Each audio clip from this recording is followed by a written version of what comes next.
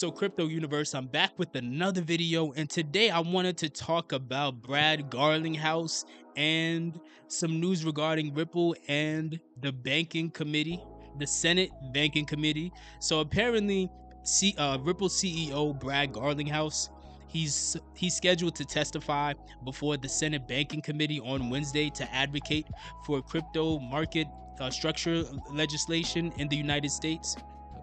Now, it's yet to be seen if this is going to be a big deal necessarily, but watch the whole video because I want to touch on this for a couple minutes as well as talk about a popular game on Avalanche. But as far as this whole situation here, I think this is a step in the right direction because, as we all know, the Genius Act is a bill that has really captivated the crypto enthusiast market that has existed all throughout the planet, but definitely within the United States specifically, because as we all know, that will be, if it makes it all the way to the end of the process, it will be the first official it will be the first official stablecoin legislation that's implemented in the United States in history. And so, as you can imagine, you're going to see more and more announcements about big figures in crypto going out of their way to lobby for crypto, to lobby on behalf of crypto. Not to say this is a new thing, obviously. There have been people lobbying for crypto for years now, essentially, but it's going to pick up steam now because obviously it's becoming more commonplace to accept crypto as a marketplace, as a asset class that is here to stay. It is not a fly by night situation. And I'm very interested to see if we'll get any quotes from Brad Garlinghouse's testimony.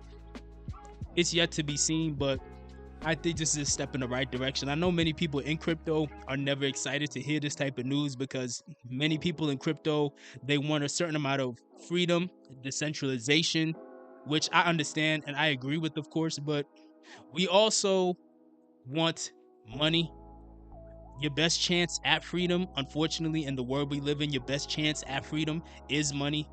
And so moves like this, I do believe, put you in the right direction to make it something that can be more easily accepted by the normies.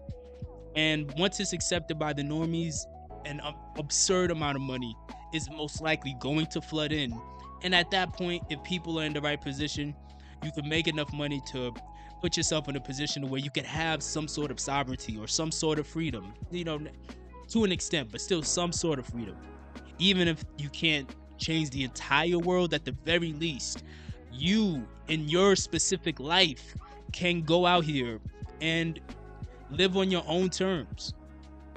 But to go to the next story here, so I've talked about this game before. It's an interesting game. It's called Off the Grid, which is a popular Web3 video game.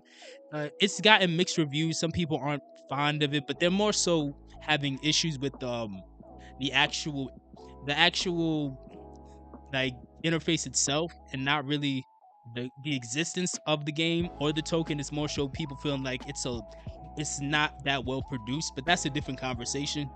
But it's been announced that the gun token, which is the native token for the game Off the Grid, and it's going to be expanding to Solana. So right now it's been running on Avalanche, but they made an announcement that they do want to expand to other chains because they essentially want to establish a multi-chain ethos. And now that they've essentially settled into Avalanche, they want to expand to Solana. So it's been announced here on Decrypt that it's set to launch on Solana this coming Thursday. And it's all the director of Web3, the director of Web3 for Gunzilla Games. His name is Theodore Agnerat. So he hinted that the token will expand to other networks too.